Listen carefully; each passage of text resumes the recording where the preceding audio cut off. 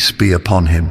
This is where his unique ability, his divine knowledge of Ta'wil al-Ahadith, the interpretation of dreams, begins to shine.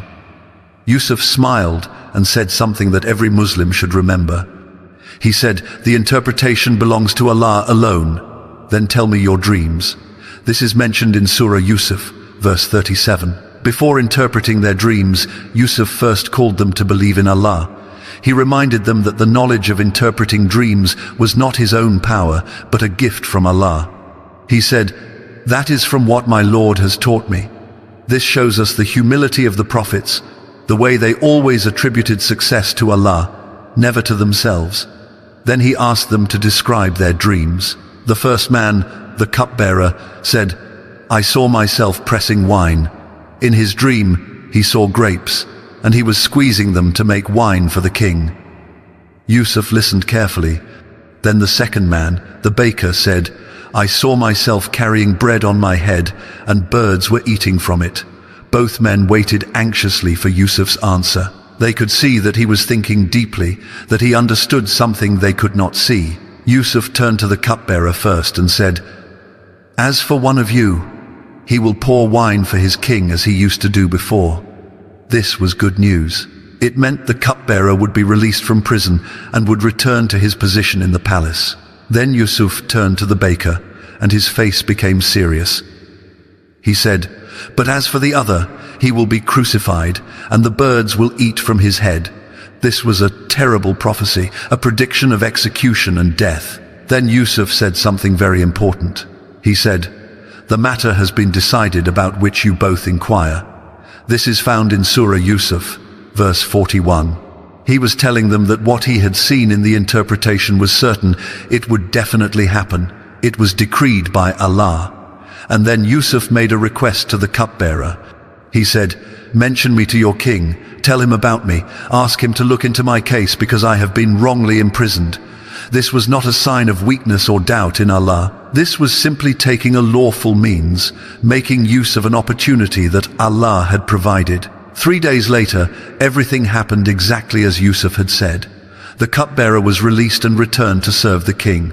The baker was executed, and birds ate from his head, just as the dream had foretold. The interpretation was perfect, precise, and undeniable. But here is the sad part. The cupbearer, in his joy and relief at being freed, forgot about Yusuf. He forgot his promise. He forgot the man who had given him hope when he was in despair. The Quran tells us that Satan made him forget to mention Yusuf to the king. So Yusuf remained in prison, not for days, not for weeks, not for months, but for several more years. Some scholars say he stayed in prison for 7 additional years after this incident. Imagine the patience required to endure that. Then came the night that would change everything. The king of Egypt, the ruler of the most powerful empire on earth, had a dream. It was not an ordinary dream. It was vivid, strange, and deeply troubling. He woke up in the middle of the night, his heart pounding, his mind racing. The dream had shaken him to his core, and he knew it meant something important, something that concerned his entire kingdom. The next morning, he called all his advisors, his priests, his magicians, and his wise men. He gathered them in the great hall of the palace and said, "I have seen in my dream 7 fat cows being eaten by 7 lean cows, and 7 green ears of grain, and 7 others that were dry. O assembly of notables, explain to me my vision if you can interpret dreams." This is recorded in Surah Yusuf, verse 43. The king's voice was urgent, almost desperate. He needed answers. He needed to understand what this dream was warning him about. But the wise men of Egypt, with all their knowledge, with all their training, with all their experience, they could not interpret the dream. They looked at each other in confusion. They whispered among themselves. Finally, they said, "These are confused dreams, and we do not know the interpretation of such dreams." They failed. The greatest minds in Egypt were powerless before this divine mystery. The king was left frustrated and worried. What did the dream mean? What was going to happen to his kingdom? At that moment, the cupbearer suddenly remembered. After all those years, after all that time, the memory of Yusuf came flooding back into his mind. He remembered the young man in prison, the one who had interpreted his dream with perfect accuracy, the one who had asked to be mentioned to the king. The cupbearer stepped forward and said, "I will inform you of its interpretation, so send me to the prison." The king immediately agreed. The cupbearer rushed to the prison, his heart racing, hoping that Yusuf was still there, hoping that he could still help. When he found Yusuf, he explained everything. He described the king's dream in detail. He told him about the 7 fat cows and the 7 lean cows, the 7 green ears of grain and the 7 dry ones. And then he waited. Yusuf listened calmly. This was the moment Allah had prepared him for. This was why he had been given the gift of dream interpretation. This was why he had endured all the suffering, all the trials, all the injustice. Everything had led to this exact moment. Yusuf did not hesitate. With confidence and clarity, he said, "You will plant for 7 years as usual, but whatever you harvest, leave it in its ear, except a little from which you will eat. Then after that will come 7 years of hardship, which will consume what you saved for them, except a little which you will store. Then after that will come a year in which people will be given rain and in which they will press olives and grapes." This interpretation is mentioned in Surah Yusuf, verses 47 to 49. This was not just an interpretation, this was a complete economic plan, a strategy to save the entire nation from disaster. Yusuf explained that Egypt would experience 7 years of abundant crops, 7 years of prosperity and plenty. But those good years would be followed by 7 years of terrible drought and famine, 7 years when nothing would grow, when food would become scarce, when people would suffer and starve. And after those hard years, there would finally come a year of relief. A year when the rains would return and life would go back to normal. When the cupbearer brought this interpretation back to the king was amazed. This made sense. This was clear. This was exactly what he needed to hear. But more than that, he realized that the man who interpreted this dream was no ordinary prisoner. This was someone special, someone wise, someone who possessed knowledge that no one else in Egypt had. The king immediately said, "Bring him to me." He wanted to meet Yusuf right away. He wanted to appoint him to a position of authority. He wanted to use his wisdom to save the kingdom. But when the messenger came to release Yusuf from prison, something incredible happened. Yusuf refused to leave. He said, "Return to your master and ask him what was the case of the women who cut their hands. Indeed, my Lord knows well their plot." This is in Surah Yusuf, verse 50. Yusuf wanted his name to be cleared first. He wanted the truth to be known. He wanted justice.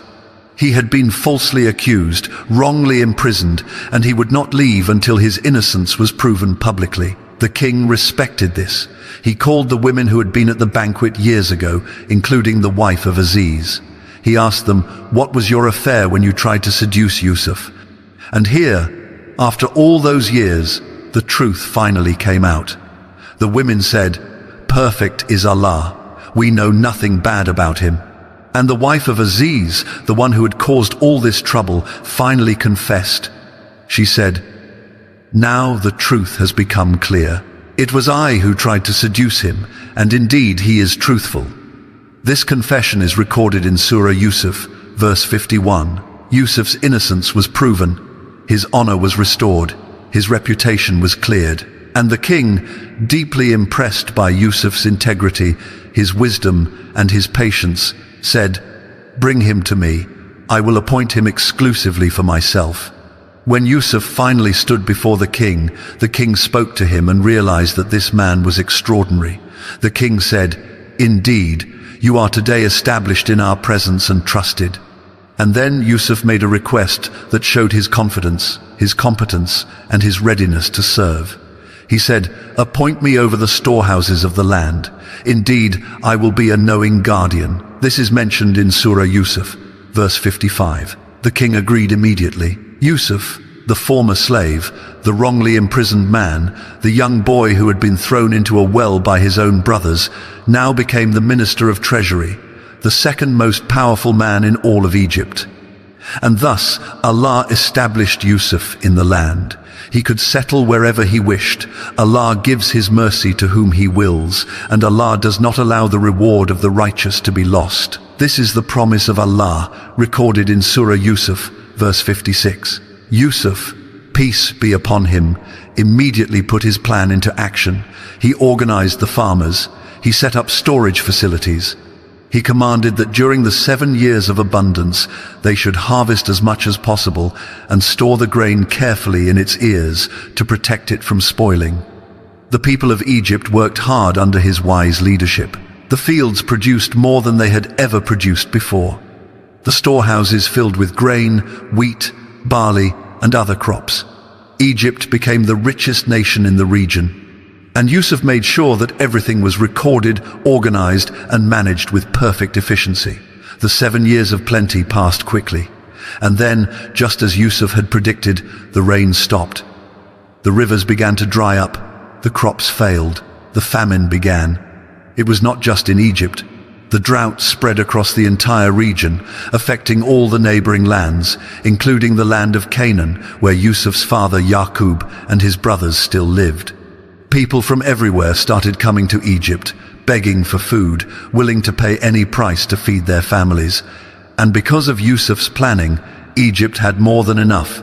They sold grain to everyone who came, and Yusuf personally oversaw the distribution, making sure it was fair and that no one was cheated. Back in Canaan, Yaqub, peace be upon him, and his sons were suffering from the famine just like everyone else. Their supplies were running low. They needed food desperately. Yaqub heard that there was grain available in Egypt, so he called his sons and said, "I have heard that there is grain in Egypt. Go down there and buy some for us, so that we may live and not die." This is mentioned in Surah Yusuf, verse 63, according to the story's context in Tafsir. But Yaqub kept his youngest son Binyamin at home. He could not bear the thought of losing another son. The pain of losing Yusuf had never left his heart. Even after all these years, he still mourned, he still hoped, he still prayed that somehow, somewhere, Yusuf was still alive. The 10 brothers traveled to Egypt. When they arrived, they went to the distribution center where grain was being sold. And there, sitting on a throne, dressed in the finest clothes, wearing the symbols of authority and power, was the minister of Egypt. They did not recognize him. How could they? The last time they saw Yusuf, he was a young boy. Now he was a grown man, speaking Egyptian, dressed like royalty, commanding an empire. But Yusuf recognized them immediately.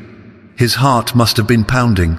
These were the brothers who had betrayed him, who had thrown him into the well, who had sold him into slavery, who had caused him and his father years of pain. But Yusuf did not reveal himself. Not yet. He treated them kindly. He asked them questions. "Where are you from? Who is in your family?" They answered honestly. They told him they were from Canaan, that they had a father and a younger brother at home. Yusuf gave them their grain, but then he said something that surprised them. He said, "Bring me your younger brother. If you do not bring him next time, you will receive no grain from me, and you will not even come near me." This is mentioned in Surah Yusuf, verse 60. The brothers were confused. Why did this Egyptian minister care about their younger brother? But they had no choice. If they wanted food, they had to obey. Before they left, Yusuf secretly ordered his servants to put the money they had paid for the grain back into their bags. He did not want to take their money. He wanted to show kindness, even though they did not know who he was. When the brothers returned home and opened their bags, they found their money returned to them. They were shocked. They told their father, "Oh, our father, what more could we want? This is our money returned to us. We will get food for our family, we will protect our brother, and we will get an extra camel's load of grain. That is an easy measurement." This is from Surah Yusuf, verse 65. But Yaqub was hesitant. He remembered what had happened to Yusuf. He said, "Never will I send him with you until you give me a promise by Allah that you will bring him back to me, unless you are surrounded by enemies and unable to return." When they gave him their promise, he said, "Allah is witness over what we say." This is recorded in Surah Yusuf, verse 66. So the brothers returned to Egypt, this time bringing Binyamin with them. When they arrived,